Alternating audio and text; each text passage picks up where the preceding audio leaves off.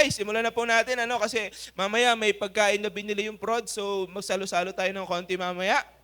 So ayun na nga, ayan, 'di ba? Every last Sunday of the month po magiging potluck Sunday na natin. So kung meron kayong gustong dalhin pagkain, kahit ano po 'yan na pwede pagsaluhan, pagsasaluhan natin tapos magpe-prepare din ng food yung ating production team, okay? So ayun na nga. Okay, ngayong hapon pag-uusapan natin itong title, itong series na to or topic na po 'to. Pakibasa nga po. Truth is greater than trends. Dati di ako marunong magbasa niyan Medyo mahina ako sa math noon Tamad ako sa mga ganyan, di ba? Pero sabi dito, truth is greater than trends. Ngayong hapon, ang goal natin ay makita na kailangan nating piliin ang katotohanan ng Diyos sa kanyang salita over the popularity, over the trends, over doon sa mga uso. And today, madalas po nating maririnig, sa panahon ngayon, madalas nating maririnig yung phrase na, "This is my truth." Ayan, tingnan nyo nga po. Sabi dyan sa slide natin, "This is my truth." Ayan, nasa na yan? And in one sense, totoo naman, may point naman, tama po ba? Kasi kadalasan, itong sinasabi ng mundo na this is my truth, this is about the personal feelings, personal experience, pananaw o perspective o istorya ng buhay nila. In other words, lahat po tayo ngayon ay may kanya-kanyang katotohanan na. Dumating na po ang mundo ngayon, ang tao sa panahon na lahat tayo may dala-dala ng katotohanan. Ito po ang tinatawag, bakit may timer dyan? Ito yung tinatawag po nating objective truth. Ayan, pakisabi sa katabi mo, ito yung tinatawag natin na subjective truth. Ayan, pakisabi sa katabi mo, subjective. Okay, ito po yung mga katotohanan o truths na based po sa personal experience, sa emotion, or individual perspective. Ito yung mga katotohanan na kadalasan nakadepende sa feelings o kagustuhan o kung ano yung tama sa paningin mo. Okay? Kapag ang feeling mo rejected ka, so ang tingin mo sa mga bagay negative.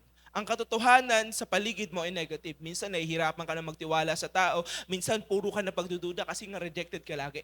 Kapag ang feeling mo, nakalagay ba yan dyan? I feel pressured. Pag ang feeling mo naman, feeling mo pressured ka, okay, nandyan naman yung palaging ang hirap ng magbigay ng oras sa ibang bagay.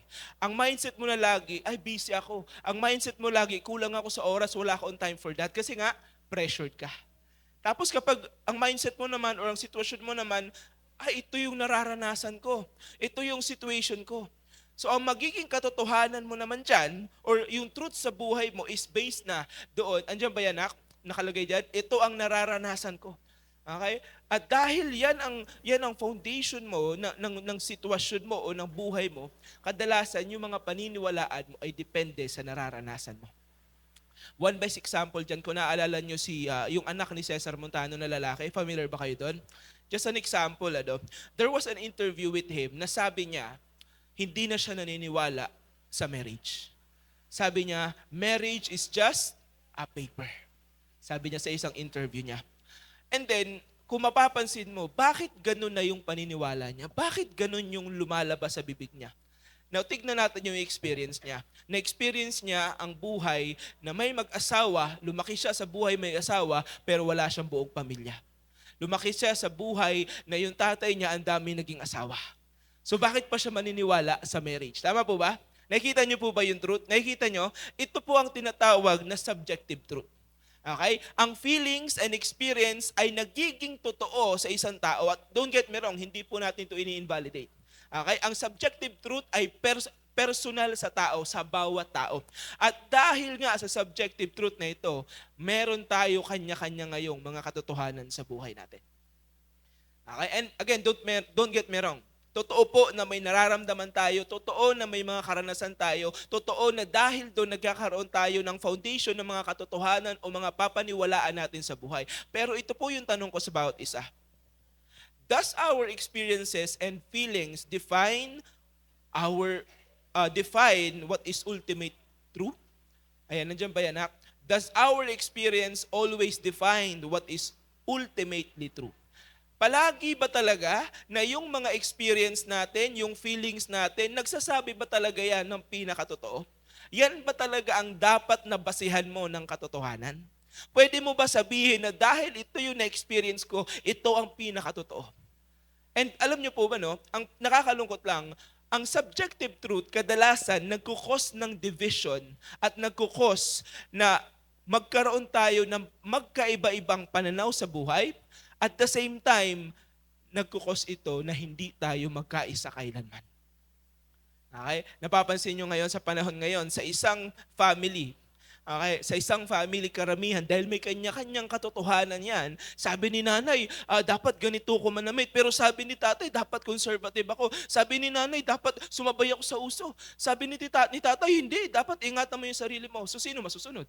Si mama o si papa? Si nanay o si tatay? Magkaibang katotohanan ang binababa nila. Nagigets pa natin? That is subjective truth. Okay? But then again, meron naman po tayong tinatawag na kabaliktaran po nito. Meron tayong tinatawag na objective truth. Andyan ba yan, anak? At itong objective truth na ito, this is the truth that remains true kahit hindi popular. Ito yung katotohanan na hindi magbabago kahit hindi tanggap ng lahat, kahit hindi ito trending, o kahit hindi ito aligned sa feelings natin. Okay, clear ba tayo doon? Nagets niyo po ba? Nasasabayan niyo naman ako? Ayan. So again, pakisabi sa katabi mo, objective truth. Okay, ito po yung katotohanan na may pundasyon. Ito yung katotohanan na may pinagmulan na hindi nagbabago-bago dahil hindi siya nakadepende sa uso. Ayan, tingnan mo yung katabi mo. Check mo. Ayan, pakicheck. Objective truth ba yung mukha niyan? Ayan, pakicheck niya. Ayan, kidding aside, no? But then again, para po sa ating mga believers, para sa ating mga Kristiyano, ang pinakapundasyon at highest objective truth na meron tayo ay ang salita ng Diyos. Paki-flash nga, salita ng Diyos, ang Word of God. Yan po mismo ang pundasyon ng objective truth natin. Kaya kaya po nating ipakilala itong katotohanan na meron ng Diyos kasi may pundasyon ng mga pinapaniwalaan natin. Okay? So ngayon, tignan nyo po ito. Dito po manggagaling ang ating pag-uusapan ngayong hapon. In John 17 verse 17, ito po ang isa sa pinakamahabang prayer ni Jesus sa Bible. At ang maganda dyan, prayer po ito ni Jesus para sa kanyang mga disciples, para sa mga tagasunod sa kanya. Okay? So in other words, prayer niya ito para sa iyo. Ayan, pakisabi para sa iyo, pinagdarasal ka ni Jesus. Pakisabi sa katabi mo, pinagdarasal ka ni Jesus. This is the time na makikita po natin that Jesus, pinanindigan niya ang pagiging mediator niya, tagapagitna sa atin. Pinagdarasal tayo ni Jesus. Para sa mga naniniwala at sumusunod sa Kanya, isa to sa prayer niya. Sa verse 17, sabi diyan, pakibasa po, sanctify them by the truth, and your word is truth. So again, basahin po natin, sanctify them by the truth, your word is truth. This is the prayer of Jesus to the Father. Hindi niya po sinabi na your word is one of the truths. Hindi niya sinabi na your word is true only kapag accepted ng culture. Hindi niya sinabi na your word is true only kapag maraming nag-agree. Ang sinabi niya, your word is truth. Yun po mismo ang sinabi niya.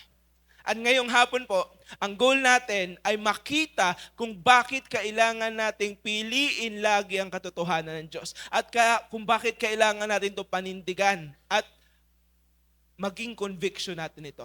At based po sa prayer ni Jesus sa John 17:17, makikita po natin dito kung bakit mas matimbang ba ang katotohanan ng Diyos. Ano ba ang dahilan kung bakit natin piliin o dapat piliin itong katotohanan na ito. Okay? Again, bakit ba mas matimbang ang katotohanan kaysa sa trends? Okay, I will have only 3 points ngayong umaga kasi gutom na po ako. So kakain tayo mamaya. So 3 points lang po ngayong hapon. First point, bakit natin kailangan piliin ang katotohanan ng Diyos? Unang-una, dahil God's Word is the source of objective truth. Pakisabi sa katabi mo, source. Ayan, di ba usually pag may chismisan tayo, ang tanong dyan, saan ang source? Di ba? Spill the tea. Sino ang source ng tea? Okay? Again, sabi dun kanina, your word is truth. Sabi sa verse kanina, your word is truth. So mapapansin natin, sa generation ngayon, truth is often related na o relative na o personal na. Again, nandyan yung truth ko. This is my truth. My truth, your truth. Ano pa? Kung ano ang totoo sa'yo, kung ano ang nararamdaman mo, sundin mo. As long as masaya ka, okay lang. Yan na po yung truth natin ngayon. Tama po ba? Yan na yung nagiging pinapaniwalaan at pinapanindigan natin. But here comes the danger. Ayan.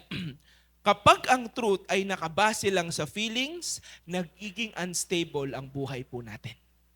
Mapapansin mo, dahil madalas or may mga times na nakadepende ang mga desisyon mo sa feelings, ngayong umaga nandun ka sa Baguio, bukas nandun ka sa Cebu, tapos kung ano-ano lang pinagagawa mo. Okay? Mapapansin mo, pag nakadepende sa feelings ang desisyon at mga plano mo, mapapansin mo ang gulo-gulo ng buhay mo. Okay? Kapag masaya, pupunta sa church. Kasi masaya ako, wala akong problema, mag-church ako. Pero pag may problema, nasa club o nasa inuman o nasa outing o nasa kung saan man, negets po natin. Okay? Dahil nakadepende ang gulo. Ang gastos na magulo pa. Di ba, mapapansin mo kapag broken-hearted ang tao, mas magastos.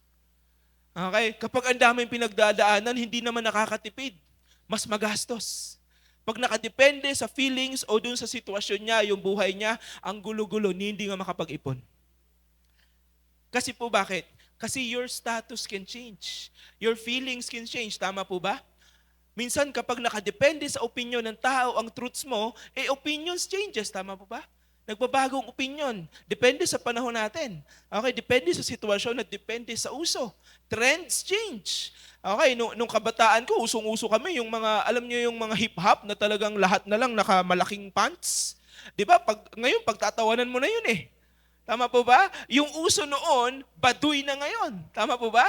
Yung usong-uso noon, talaga yung makulay yung damit eh. Yung may sombrero kang yellow, tapos yung damit mo green, tapos pantalon mo blue. Ang ganda tignan noon. Tama ba? Talagang, ngayon, mukha ka ng ewan eh. Mukha ka ng, ano yung sa piyesta, yung banderitas. Di ba? Pero noon, gustong-gusto natin yon. Di ba? So, you can see trends change. Culture change. Okay, ano yung kultura natin 20 years ago? Ang kultura 20 years ago, pinapalo ng nanay ang bata para ano? Para pumasok kasi maghapon na nasa labas. Okay, pero ngayon, ano na yung situation? Ano na yung culture ngayon? Pinapalo yung bata para lumabas. Tama ba? Baliktad na, no? Diba? And again, that's the situation ngayon. Okay? Ano pa? Ang people, akala natin nagbabago pero hindi pa nagbabago, ano? Ang tao ngayon, kadalasan, we are shaped by our culture, by our situation. Kaya hindi mo talaga pwedeng idepende, okay, yung katotohanan ng buhay mo sa mga bagay-bagay dito sa mundo. What feels right today may feel wrong tomorrow. Kung ano ang accepted ngayon, pwedeng rejected na sa next season. Kung ano ang trending ngayon, pwedeng laos na bukas. Diba? Merong isang merong isang patalas. Kung nanonood kayo ng mga Thai, ako kasi mahilig po ako mag-research talaga. No? So may mga, nung inaaral ko to, na-research ko yung isang video sa, isang mga patalas na sa Thailand. Meron doon, isang season daw na yung bata o yung artista, sobrang nagpalaki siya ng, ano bang ginawa niya doon? Parang nagpalaki siya ng lips. Ayan, sobrang nagpalaki siya ng lips. Tapos sikat na sikat siya. Ang laki-laki talaga ng lips niya. Alam niyo yung baso na nilagay mo sa bibig mo, pag tinanggal mo, lumalaki yung lips. Ganun talaga, yung lips niya, putok na putok talaga. So tapos yung mga kabataan, ganun din ang ginagaya siya. Tapos nung nagaya niya na, nung isang bata, nagaya niya na yung lips, kinabukasan or after ilang araw, nagparitoke ulit yung ginagaya niyang artista. Nagpaliit naman ng lips. So bad trip siya. Pinagpuyatan niya. Yung lips na yon, talagang ilang araw niya nilagay yung baso sa bibig, yung tinatanggal. Tapos na-frustrate siya kasi nagbago na naman ang uso. Tapos meron pang isa, sa Thailand yata to Thailand yung mga ganitong patalastas. Tapos meron pa yung eye bag naman. Nauso daw yung eye bag, yung parang sa patalastas, yung artista, ang laki ng eye bag, tapos sikat na sikat siya. So yung mga bata naman, yung mga follower ng artista, ginaya naman. Hindi natutulog. Nag-hit na ng kape para lang gising, para magkaroon ng eye bag. So parang isang buwan niya ginawa. After 1 month, nagtanggal ng eye bag yung artista. Tapos bad trip yung bata. Bakit? Ang laki ng pinuyat niya para magka-eye bag, para sumabay sa uso. Tapos ending hindi na, nawala na naman yung uso, nagbago na naman. Mamaya send ko sa inyo yung video. Nakakatawa, pero napaka-relational kasi bakit yun talaga yung nangyayari ngayon. Tama po ba? And this is why as believers po, hindi natin pwedeng gawing final standard ang subjective truth alone. Hindi mo pwedeng gawing katotohanan talaga ng buhay mo na magdedesisyon sa buhay mo ang subjective truth. Okay? Bakit? Kasi nga po, subjective truth is based on personal feelings, experiences, opinions, and perspectives only. Pwedeng ang truth natin dito ay iba sa truth dito. Pwedeng ang tama dito ay mali dito, and vice versa. So hindi talaga siya pwedeng maging basihan ng katotohanan sa buhay natin. Okay, agree ba kayo doon? Ayan, medyo masakit, no? O nga, ano kaya yung mga pinapaniwalaan kong subjective truth sa buhay ko? Mamaya, didiinan po natin yan. Pangalawa, bakit naman natin kailangan lumapit o mas panindigan yung objective truths ng buhay natin? Kasi nga po, objective truths remain true regardless of feelings, opinions, trends, and public approvals. Sino dito yung mahilig sa matcha? Meron ba dito umiinom ng matcha? Ayan, di ba? Hindi ko alam kung kaninong anak kayo. Di ba? Umiinom kayo ng lasang dahon, lasang ano tawag doon? Lasang damo. Di ba? O, you see, yung truths nila, gusto nila yung matcha. Tama ba? Gusto nila yung lasa ng matcha. Pero ako personally, pag uminom ako nun, feeling ko may damo sa bibig ko.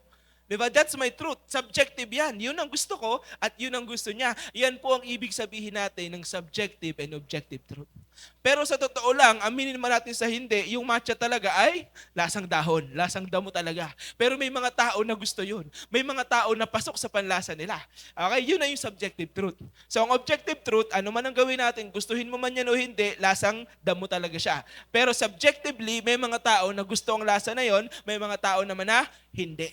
So yan po ang kaibahan ng subjective at objective. Ang objective, balik ta rin man natin, hindi na magbabago yan. Pero yung subjective, depende sa personal na preference natin. And again, as Christians, hindi po natin ini-ignore ang feelings ng tao. Don't get me wrong. Okay, pakisabi sa katabi mo, hindi ka ini-ignore. Ayan, pakiyugyug nga, medyo inaantok, 3:00 na pakiyugyug. Ayan, hindi ka ini-ignore. But then again, hindi din po natin sinasabi na walang value ang experience natin kasi doon naman talaga tayo natututo. Doon tayo nag-grow and mature. But, may malaking but po dyan. We must learn to submit our feelings, thoughts, and experiences to the authority of God's Word. Okay, ito po yung medyo masakit eh. Ang dami mong pinagdaanan sa buhay, kaya ang akala mo, tama na ang buhay mo. Ang dami nating alam sa buhay na akala mo lahat na ng alam mo ay ang totoo. Okay, and that's the problem. Okay, kapag nangungibabaw ang totoo sa atin, ang mga akala natin totoo, kaysa dun sa talagang totoo na galing sa salita ng Diyos. Kaya again, ang first point po natin ay God's Word is the source of objective truth. Kailangan po nating matutunan na tanggapin na mag-submit yung feelings o mag-submit tayo doon mismo sa katotohanan ng Diyos. Doon mismo sa authority ng salita ng Diyos. May mga times kapag tinuturuan tayo ng mentor natin or leader natin, ang insist natin, hindi ko po gusto yan ito po yung gusto kong gawin Sino masusunod? Ang masusunod ay ang authority ng Word. So hindi ikaw ang masusunod. Hindi ang katotohanan mo talaga ang dapat masunod. Sino? Ang authority ng Word. Kaya po bilang Kristiyano, sino yung authority natin? Ang Word of God.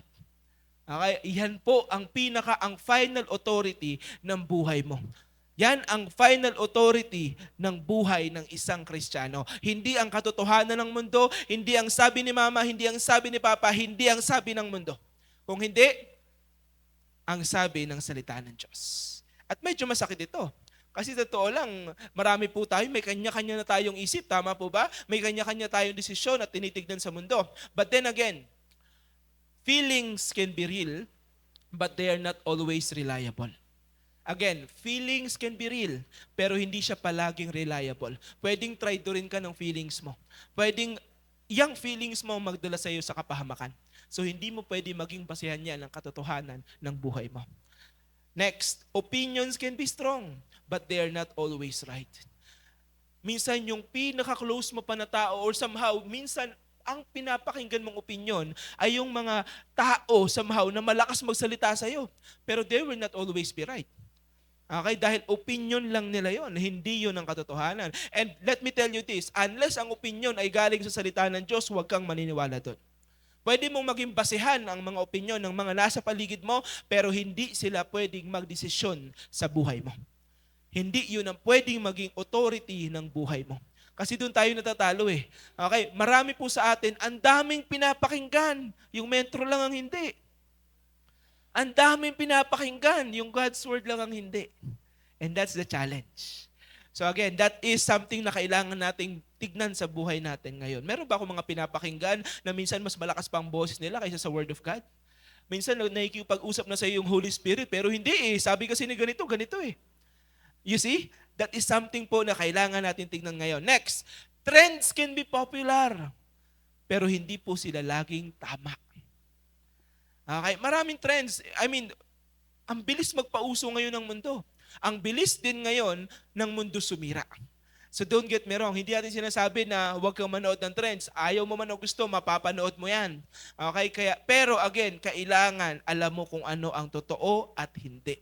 Alam mo yung papanoorin lang sa gagawin mo at i-apply sa buhay. Okay? Wala pong iba tayong goal every Sunday kung hindi mas makita kung ano yung mas mahalaga sa buhay natin. And let me tell you this, God's Word is objective truth. Bakit? Dahil galing ito sa Diyos at hindi sa kultura, hindi sa mundo. Sino dito yung merong iPhone ngayon? Okay. Masasabi mo bang totoo ang iPhone mo kapag binili mo yan sa Samsung? Tumatawa yung mga naka-iPhone, no? Ayan, no? Masasabi mo bang totoo ang iPhone mo kapag binili mo yan sa hindi naman gumagawa ng iPhone o sa hindi authorized reseller? Okay. Masasabi mo bang totoo yung iPhone na second hand? Baka mamaya, galing Korea yan. Di ba? Yung iPhone na galing Korea, yung ganda eh. Pag nag-load yung iPhone, sumunod Android logo eh. You see, mahirap masabing totoo yan kung hindi yan galing dun sa gumawa. Mahirap masabing totoo yan kung hindi naman yan galing doon. So, doon. Saan? Sa gumawa mismo ng mga katotohanan na yon. Kaya, medyo masasaktan tayo dito, ano? Pero bago nating sabihin, this is my truth, ito muna ang tanong ko sa iyo. Is this aligned with God's truth?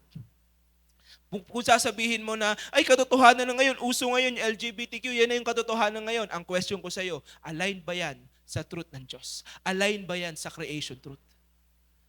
Okay? Alam nyo, one time, ito medyo masakit, kwento ko lang po, nung nung mga nakaraan sa CLG kami ng Palmera. So after ng CLG, nagkaroon ng, yung mga bata nasa labas, yung mga bata kasama sa CLG, kasama sa community life group. Paglabas namin, yung mga bata, habang ako nag-aayos ng motor, nagpe-prepare na kami umuwi, yung mga bata nag-uusap. Nag-uusap yung mga ganito kaliit, mga 8 years old, mga ganon. 8 years old, mga ganon. Ang usapan nila ganito, ito medyo masakit na reality. Ang usapan nila, ay ako nagjowa ako ng babae kasi ganito ako. Kasi ako, gender fluid ako. Yun ang usapan nila. 8 years old, yun ang usapan. Ay ako may jowa ako ngayon 3. Ha? 3? May babae, may lalaki daw, jowa siya. Okay. Yun na ang katotohanan nila. Siyempre, hindi naman ako nakialaw. Hindi ko sila kinausap kasi baka mamaya isipin nila sa akin. But nakikinig lang ako. And then, nakakatakot na 8 years old, yun na yung pinag-uusapan. Ay, 3 sila. Yung pangatlo, sabi, ay ako, muna ako ngayon. Hindi muna ako magjojowa kasi hindi ko pa sure ang gender ko. Sabi nung pangatlong bata, 3 sila nag-uusap. Sabi nung pangatlong bata kasi, hindi ko pa sure kasi hindi ko pa nako-confirm kung anong gender ko. Kaya hindi pa ako nagjojowa. Saka na, kapag alam ko na yung gender ko. Nakakalungkot na yun na yung katotohanan at pinag-uusapan ng mga bata ngayon. And again, ang question ko, is that aligned sa truth na meron ng Diyos? Is that aligned doon sa objective truth na pinangahawakan natin? Okay, medyo masakit, no? Next, does we agree or before we follow a trend, bago ka sumunod sa trend, bago ka sumunod sa kahit anong uso ngayon sa mundo, ang tanong dyan, okay, does this agree with God's Word? Okay? Yung kakaganon mo ba? Agree ba yan sa Word of God? Yung pag-i-invest mo ng time, nakailan take ka, 1 oras ka na nagaganon, hindi ma-perfect. Diba? Align ba yan? Diba? Align ba yan? Pag tinanong ba kita sa 1 Corinthians 10:31, ano sabi sa 1 Corinthians 10:31? Whatever you do, whether you eat or drink, do it all for the glory of God. Nag-glorify mo ba si Lord sa kakaganyan-ganyan mo? Okay? Again, medyo masakit na katotohanan, medyo nakakatawa, pero the reality is, walang sense ang ginagawa natin. Walang sense yung mga trend. Walang sense yung mga uso. Okay? That's the reality. Pero again, hindi ibig sabihin pag believer ka, wala ka ng feelings. Don't get me wrong, hindi tayo manhid, no? Di ba kasabihin nyo, si pastor submit na, no? Manhid, no? Hindi ibig po sabihin na bawal ka ng masaktan, bawal ka ng mag-enjoy, bawal ka ng ma-pressure o mahirapan. But, it means that hindi feelings ang final authority ng buhay natin. Ang Word of God ang final authority. Okay? Because our feelings may describe kung ano na-experience natin, yung nararamdaman natin pwedeng mag-describe ng experience at sitwasyon natin, pero ang salita ng Diyos lang ang makakasabi ng totoo. Okay? That means, ang Word of God ay hindi po personal na opinion. Don't get me wrong, hindi ko po ito tinuturo sa inyo dahil ito ay opinion ko. Hindi po ito tinuturo sa inyo dahil religious preference ito. Hindi po ito tinuturo sa inyo at hindi ito hindi ito controlled by trends, emotion, or popularity or culture. Okay? Let me give you this. God's truth is the objective truth that guides, corrects, and transforms our subjective lives. Andyan ba yan, Ak? Ayan, last slide yan bago mag-point 2. God's word is the objective truth that guides, corrects, and transforms our subjective life. Asa na yan? Yan. Asa na? Ba't iba yung nakita ko dito? Ayan. Kailangan nating makita na ang katotohanan po ay nandoon sa salita ng Diyos. Wala po yan, o hindi ka tutulungan, hindi ka gagayad ng mundo. Don't get me wrong, hindi ka gagayad ng mundo. Kadalasan, hindi ka itatama ng mundo. At kadalasan, hindi ka po itatransform ng mundo. Ang gusto ng mundo, mag-conform ka. Ano ibig sabihin ng conform? Pumasok ka sa shape ng mundo. Makiayon ka lang, pero hindi ka babaguhin ng mundo.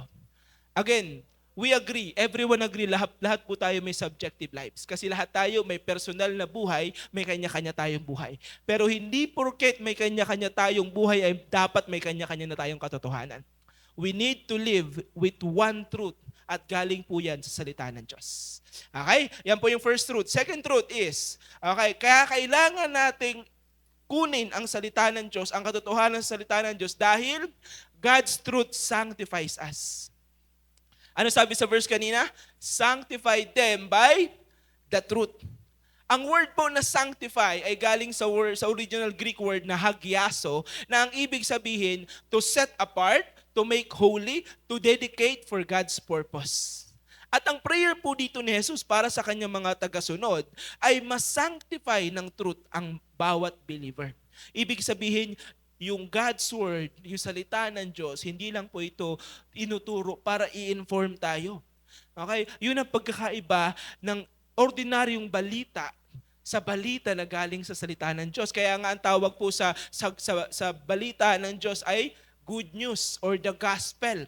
Okay? Ang kaibahan po niyan sa normal na balita, ang normal na balita, ini-inform ka lang. Diba, ini-inform ka na may patayan sa ganito, may ganito. Diba, ini-inform ka na may ang tawag niya, may impeachment sa Senate. Yun lang yung balita. Yun lang yung news. Pero ang good news, ang gospel, ang goal po nito is i-transform ka. Ayan, pakisabi sa katabi mo, transformer ka. Kailangan matransform, kailangan yung Biblia, yung salita ng Diyos, tinatransform tayo, binabago po tayo. Okay? I-flash natin. Sabi dyan, the Bible is not just for information. It is for transformation. Okay? Ang salita po ng Diyos ay dapat binabago tayo. Kaya malalaman mo kung sino yung tinatanggap yung salita ng Diyos eh. Okay? Yan yung mga nababago o nagpapabago. Okay? Hindi lang ito binabasa para may alam tayo. Binabasa ito para mabago tayo. At kung tatanungin mo kung meron pa bang pwedeng magbago sa'yo, pwedeng magamit para magbago ka, wala po. Only the Word of God can change us. Ang mundo, hindi ka babaguhin ng mundo. Okay? Iko-conform ka ng mundo. Okay? Ang ibig sabihin nun, ipapasok ka ng mundo sa sistema niya. Ako po personally, ang apelido ko po, kung familiar kayo sa amin sa Sorsogon, okay? Ang apelido ko po ay mga politiko. Ayan, dati pong governor ang isa sa mga lolo ko pa, lolo-lolohan. Okay, at isa sa mga pinaka-controversial na governor. Sa mga kung meron sa inyo nag-law or nag-pre-law, okay, mababasa nyo 'yan sa history ng Supreme Court. Nakasuhan yung governor na yon, si Governor Juan Frivaldo, kasi nga yung citizenship niya, tumira siya sa Amerika. So, governor na siya pero kinasuhan siya ng Supreme Court kasi kailangan tignan yung citizenship niya. Tapos, governor siya, so again, politics, no? And there was a time nung bago ako bago ako pumunta ng Maynila, kinukuha ko ng mga pinag-aaral ako ng mga skudero. Pero that time kinabahan ako, natakot ako. Kasi alam mo kung bakit? Once na pumasok ka doon sa grupo nila, sa mga politiko, kakainin ka ng sistema nila. Ipupush ka nila na sumama doon sa sistema nila. Ipupush ka nila na mag-fit in doon, mag-conform doon sa sistema nila. At yun ang nakakalungkot dito sa mundo. Again, hindi ka babaguhin ng mundo. Ang gusto ng mundo, mag-fit in ka sa sistema ng mundo. Kaya po sa mga politiko, hindi tayo naniniwala na lahat ng politiko nagsimulang masama. Ano nangyari? Pumasok sila sa sistema ng politika sa Pilipinas na napakarumi. Okay? Ang isang congressman na bata, wala naman experience yan sa politika, wala naman experience yan sa korupsyon eh. Pero pagpasok nila, required na silang pumasok sa sistema ng maduming politika. Yan po ang ginagawa ng mundo. Required kang madumihan sa mundo. Required kang pumasok sa sistema ng mundo. At yan po ang kaibahan ng salita ng Diyos. Sa salita po ng Diyos, God's word corrects our wrong thinking. Yan ang unang gagawin sa iyo ng salita ng Diyos. Babaguhin niya kung paano ka mag-isip. Kasi sa totoo lang, sa araw-araw na ginawa ng Diyos, hindi naman araw-araw malinis ang isip mo. Tama ba? O, sino dito yung malinis ang isip? Pwede na umuwi. Wala. Okay? Sabi nga ni Jesus, kung sino ang hindi nagkakasala, siya ang unang bumato. Pero walang makakagawa nun. Lahat tayo may maduming isip. Kaya kailangan maging maayos yon. God's word corrects our wrong thinking. Andyan ba yan? Pa-next slide po. Pangalawa, God's word exposes our hidden motives. Again, may mga pagkakataon, pinatay mo na ang isang tao ng 1,000 beses sa isip mo. Tama po ba? May mga pagkakataon, may mali na pala na motibo ang puso natin. At ang goal ng salita ng Diyos i-expose at itama yan. Ang goal ng salita ng Diyos, ayusin ang mga motibo mo sa buhay. Okay? Kaya minsan naman, totoo naman, minsan gagamitin talaga ni Lord ang salita ng Diyos para itama ka. Okay? Kahit sa life group may ganun eh. Okay? Ako din naman eh, duman ako sa point noon na nag-life group ako kasi si Tatay Benny, mang-inasal kami lagi eh. Diba? Yun lang yung motibo ko noon eh, mag-mang-inasal lang every Sunday eh. Diba? Mang-inasal eh, syempre eh. Hindi lang yung mga turo-turo na pag nag-life group kami, mang-inasal pa eh. So, pero na-correct yung motibo. Okay, praise God. Na-correct po ngayon, na-expose yung motibo. Okay, next po. God's word renews our minds. Palagi pong babaguhin. Kaya nga po sabi sa Biblia sa Romans 12, do not conform to the patterns of this world, but be renewed. Kailangan mabago at pagpabago tayo lagi. At ang kayang gumawa lang niya ng salita ng Diyos. Okay, babaguhin. Again, bakit ba? Sa tingin nyo, bakit kaya tayong baguhin ng salita ng Diyos? Kapag may sira kang cellphone, saan mo dadalhin? Kung nasira yung iPhone mo na fully paid, sino ba dyan yung fully paid? Yung iPhone. Yung iPhone 17, asan si Shi? Ayan, mga naka-iPhone 17 dyan. Okay. Pag nasira yung iPhone 17 mo, saan mo dadalhin yan? Sa Samsung? Ayan. Pag nasira yung iPhone 17 mo, saan mo dadalhin yan? Doon sa ibang tindahan ba? Sa ibang gumagawa? Hindi. Saan? Sa Green Hills Town. Ako, delikado yan. Delikado yan. Okay.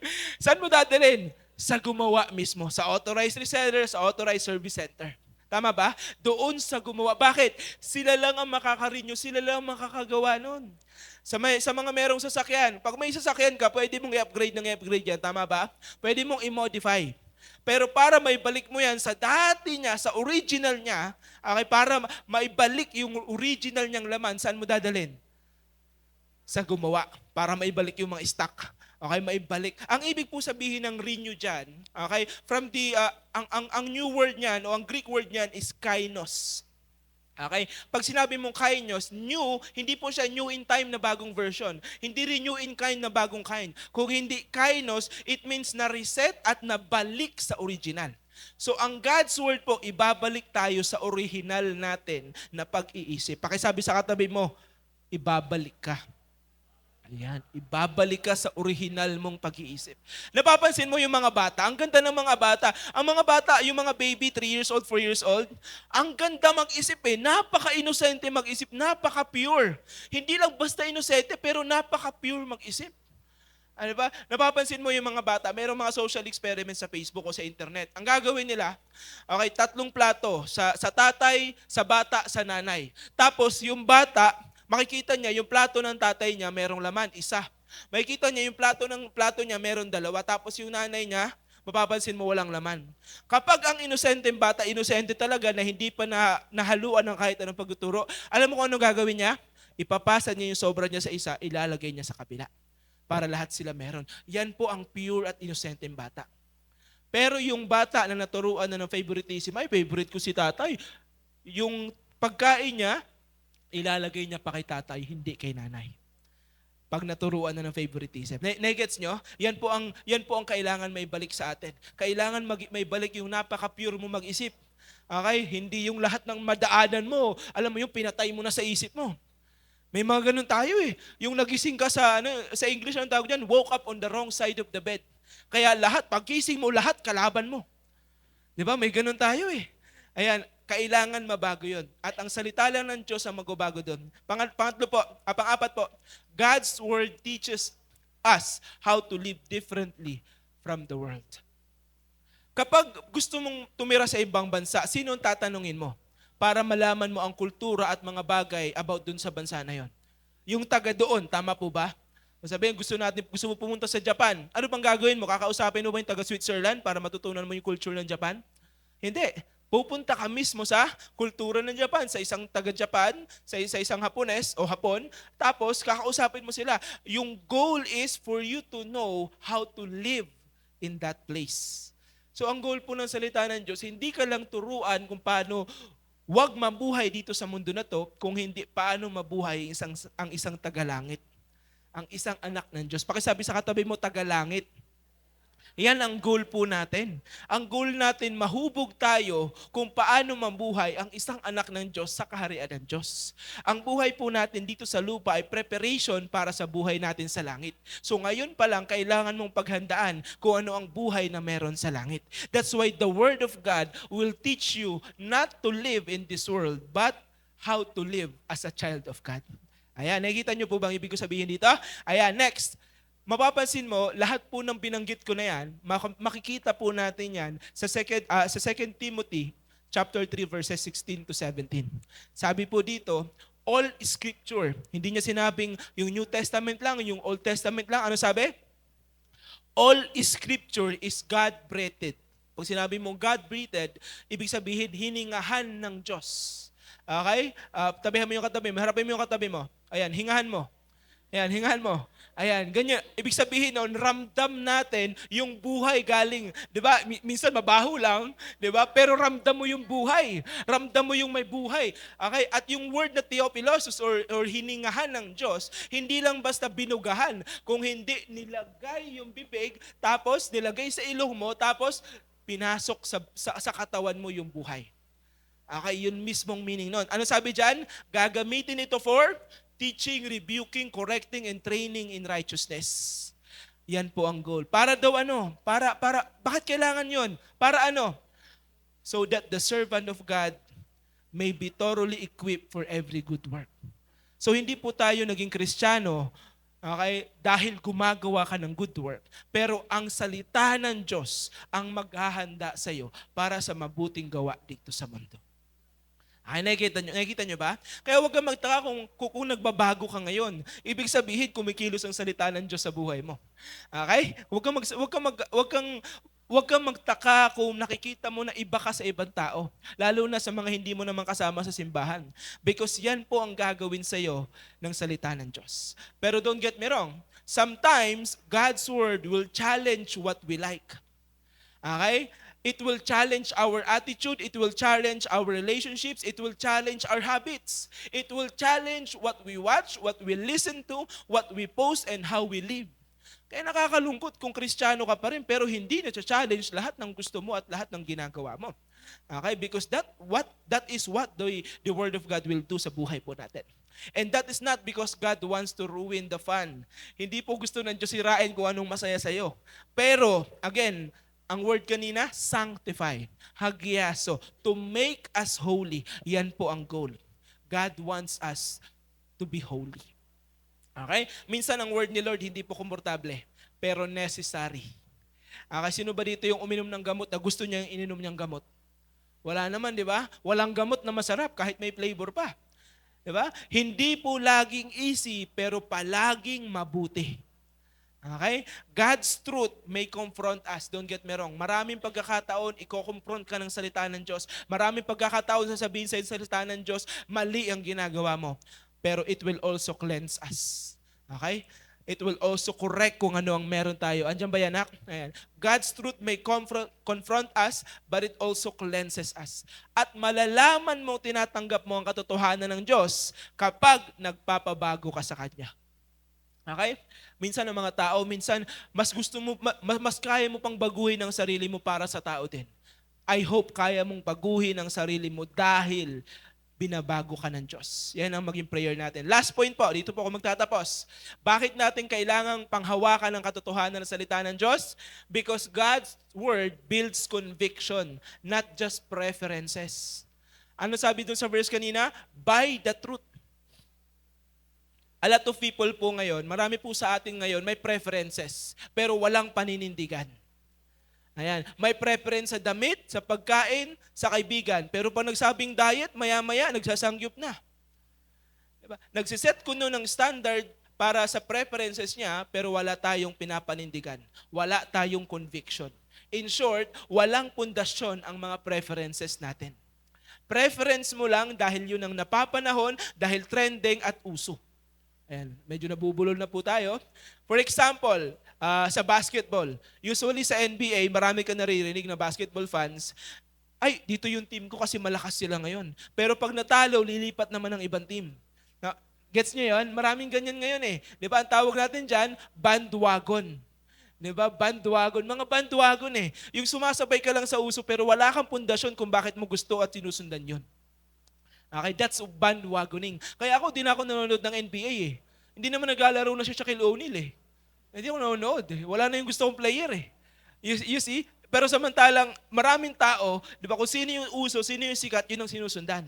And that's bandwagoning. Wala ka talagang gusto. Preferred mo lang yan dahil uso.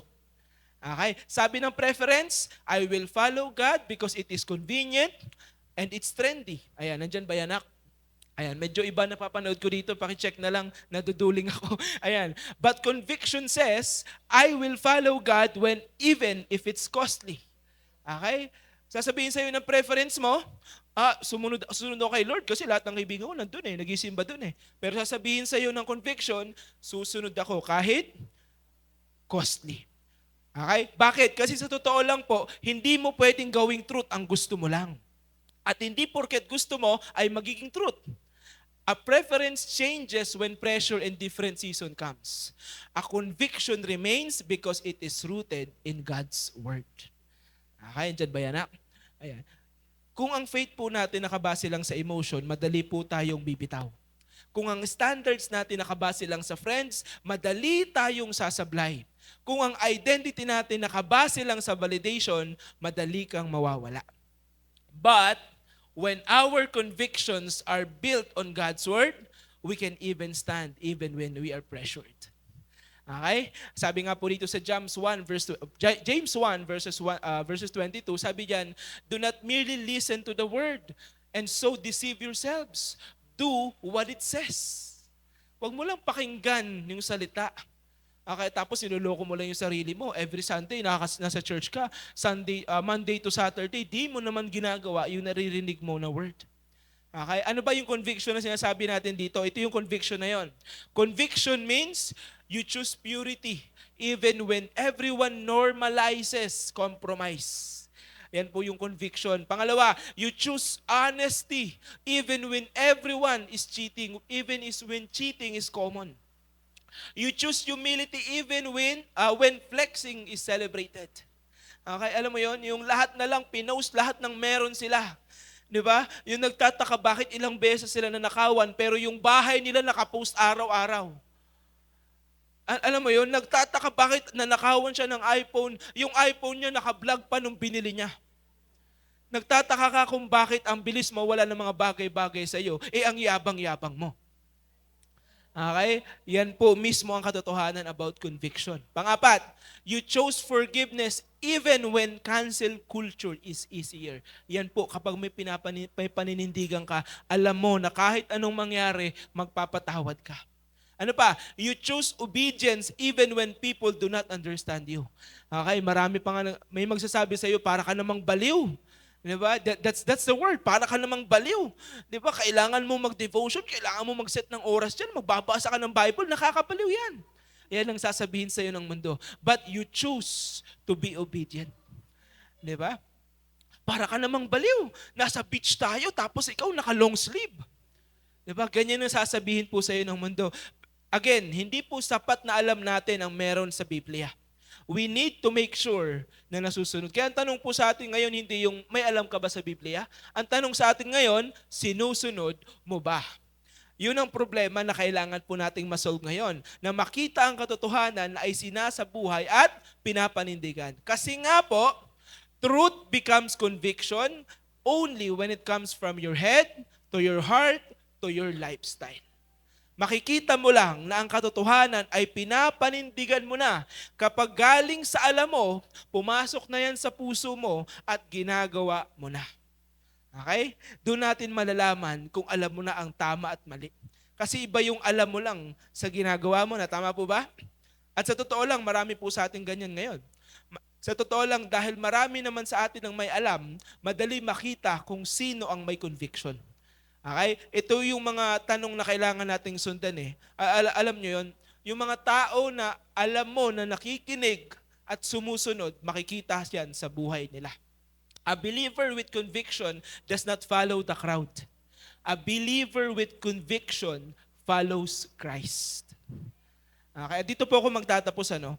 Ito pong John 17 verse 17, nire-remind po tayo dito kung ano yung katotohanan ng Diyos. Hindi ang kultura, hindi ang trends, hindi ang feelings, hindi ang popularity, hindi ang opinion ng tao. Okay? Let me give you this. God's word is truth. So may tanong ako sa iyo ngayon. Yun din ba ang katotohanan ng buhay mo ngayon? If God's word is the truth, then ito dapat ang pundasyon ng buhay natin. Dapat hayaan natin na isanctify tayo, baguhin tayo ng salita ng Diyos. We must let it shape our convictions and we must choose it even when it costs us our approval and the world's approval. Because alam niyo po, at the end of the day, trends will fade. Okay? Popularity will pass, opinions will change. But the Word of God will remain forever. Ano po yung sabi? Sabi dun sa verse, kung pupunta ka sa Old Testament, heaven and earth will pass away, but the word of God will never pass away. Tatayo po tayong lahat. This week, I pray and hope ito yung maging tanong natin. Tanungin na natin ang sarili natin, hindi kung ano ang popular, kung hindi kung ano yung totoo. Simula ngayon, hindi mo natatanungin kung magugustuhan ka ng iba. Ang tatanungin mo na ngayon, mapiplease ko ba o kalugod-lugod ko ba ito sa Diyos? Alam niyo po, ang challenge sa atin hindi naman talaga yung alamin mo ang katotohanan. Kasi sa totoo lang, alam na natin ang katotohanan. Okay? The challenge for us is wag sundan yung trend. Kung hindi, sundan ng katotohanan at ang katotohanan na galing sa salita ng Diyos. Before po tayo kumanta, pwede ba ngayon simulan natin? Pag nilay-nilayan, come on, can you close your eyes? At pwede pa pagtanungin mo yung sarili mo ngayon, ano yung mga katotohanang pinapaniwalaan ko sa sarili ko? Ano yung mga bagay na naging totoo at sinundan ko na sa buhay ko? Ano yung mga bagay na akala ko tama, pero feelings lang pala na sinundan ko? Right now, as we end this series for this month, ang tanong sa atin ngayon, na-unfollow mo na ba ang mundo? Kapatid, let this be a time para po tayo ay mag-isip. If we are following the Word of God, or if we are still following the world. Right now, we will pray. And as you pray right now, kung alam mo, meron ka pang mga katotohanan at sinusundan sa mundo, sa identity mo, sa kultura, sa pamumuhay mo, sa lahat ng desisyon mo, then we will ask for forgiveness sa Panginoon. Come on. Lord, patawarin mo kami. Patawarin mo kami. Kung sinundan namin ang katotohanan dito sa mundo, kung meron na kaming sariling pagkilala sa identity namin, kung meron kaming sariling buhay na nilalakaran, kung ang mga desisyon namin ay nakadepende na sa gusto lang namin at hindi sa salita mo. Kung dumating sa punto na sarili na lang namin ang nasusunod sa buhay namin, Lord, patawarin mo kami. Come on, ask for forgiveness right now sa iyo mismo. Kung na-confuse ka sa identity mo, kung may mga pagkakataon mas nasusunod ang sarili mong kagustuhan, kung may mga pagkakataon na nagsasayang ka na lang ng oras o marami kang oras na sinasayang, kung marami kang desisyon sa buhay na ginawa mo dahil lang sa gusto ng mundo, sa opinyon ng mundo, sa opinyon ng tao, come on, ask for forgiveness right now. This is an opportunity for us na lumapit sa Panginoon at magpatama. Come on. Ask for forgiveness right now. Lord, i-expose mo sa puso namin ngayon itong mga maling katotohanan, itong mga subjective truths na isinabuhay namin. Expose mo, i-reveal mo sa amin ngayon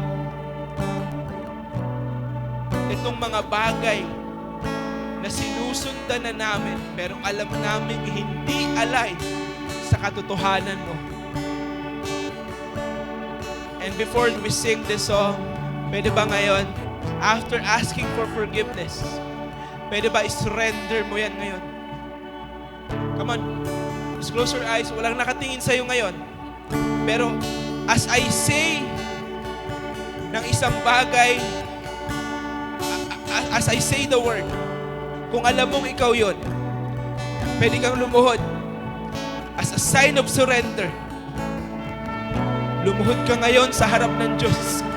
Sino man na nagkaroon ng identity crisis sa buhay niya, sino man na alam niya ng mali, alam niya ng babae siya, alam niya ng lalaki siya, pero question niya ang identity niya, nagkaroon ng mga maling relasyon sa kapwa babae o kapwa lalaki. Come on, walang maghuhusga sa iyo ngayon. Just surrender right now and ask for forgiveness. You can raise your hands. You can kneel down and ask for forgiveness. Kung ikaw ay naniwala sa mga pamahiin, kung ikaw ay naniwala sa mga kultura dito sa mundo, come on, you can raise your hands. Kung naniwala ka sa opinyon ng iba, kung isinabuhay mo ang mga uso at kultura dito sa mundo, you can raise your hands as a sign of surrender at humingi ng tawad sa Panginoon. Kung alam mo na ang katotohanan pa rin ng mundo ang sinusundan mo, you can raise your hands and ask for forgiveness and surrender. Kung meron pa rin mga bisyo na sa tingin mo, ginagawa mo dahil gusto mo lang gawin, dahil it feels good, pampalipas oras, come on, ask for forgiveness, raise your hands, pwede kang lumuhod, just ask for forgiveness. At kung alam mong hanggang ngayon, hindi mo pa rin nasusunod ang salita ng Diyos sa buhay mo, kung hindi mo pa rin inaalaw na baguhin ka ng salita ng Diyos, come on, pwede ba itaas mo yung kamay mo ngayon? Raise your hands sa lahat ng gusto pang magbabago, sa lahat ng gustong panindigan ng katotohanan ng Diyos sa buhay niya. Just raise your hands right now. And Lord, we surrender, O Lord. We surrender and give this to you, O Lord. And at this very moment, we commit to live in your name, Jesus. I decide to follow Jesus. Come on. Let this song be our declaration right now. Come on.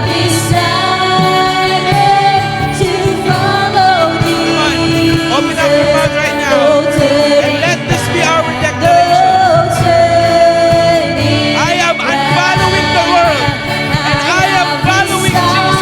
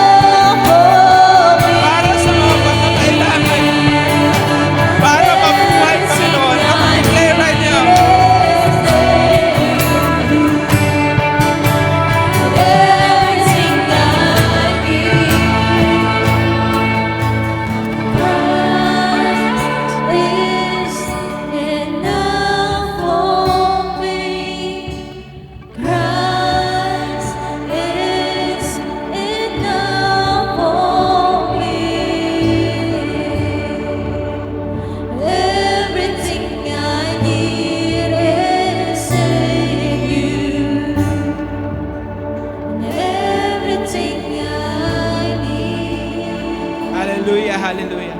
Lord, gusto naming patuloy na mas makilala ka pa. Gusto naming panindigan na sundan ng katotohanan na meron ka at hindi ang mundo na to. Before we end this part, let me give you kung sino ba itong salita na susundan natin. Sabi sa kanta kanina, I have decided to follow Jesus. Pero let us be clear, who is Jesus in our lives right now? At sasagutin ko yan sa John chapter 1, verses 1 to 4 and 14. Let me read it for you. In the beginning was the Word, And the Word was with God. And the Word was God. He was the beginning, and He was in the beginning with God. All things were made through Him, and without Him was not anything made that was made. In Him was life, and the life was the light of men. The light shines in the darkness, and the darkness has not overcome.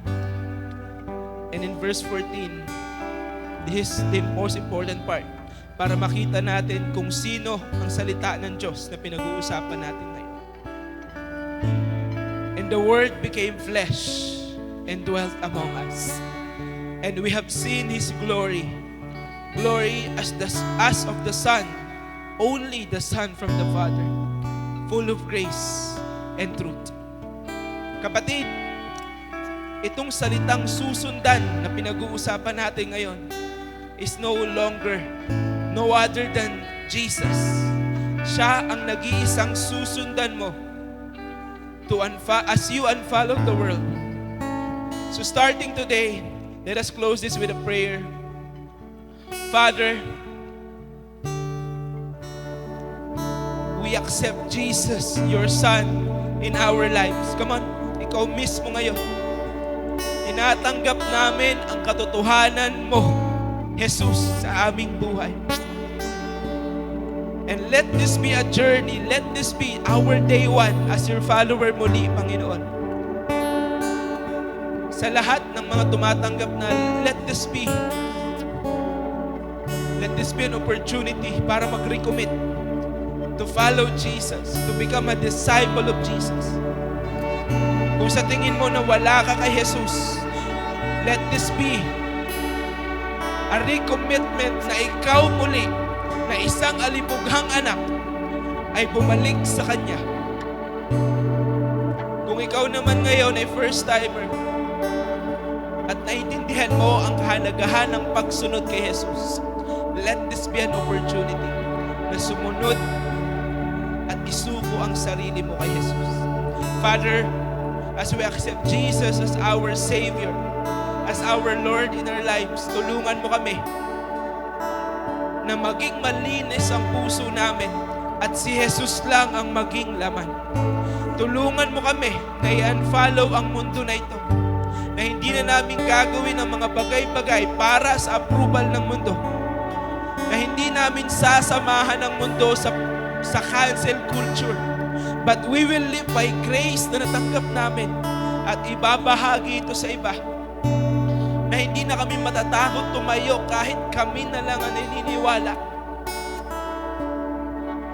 And Lord, pangahawakan namin ang katotohanan sa salita mo at ang katotohanan ni Jesus. Lord, let this be our declaration and let this be our commitment this day and moving forward.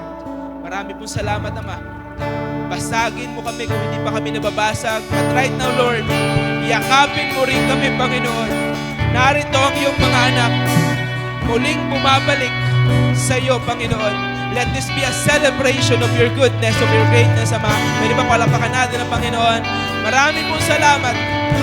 We ask all these things and we seal this prayer in the mighty name of our Lord Jesus. Lahat ay magsabi ng Amen at Amen at Amen. And bago po tayo umupo, pwede ba yakapin mo yung katabi mo, lalaki sa lalaki, babae sa babae? Ayan, pwede ba? Ayan, appreciate mo yan, and nandito yan. Ayan, and somehow ask Him, starting today, you follow Jesus.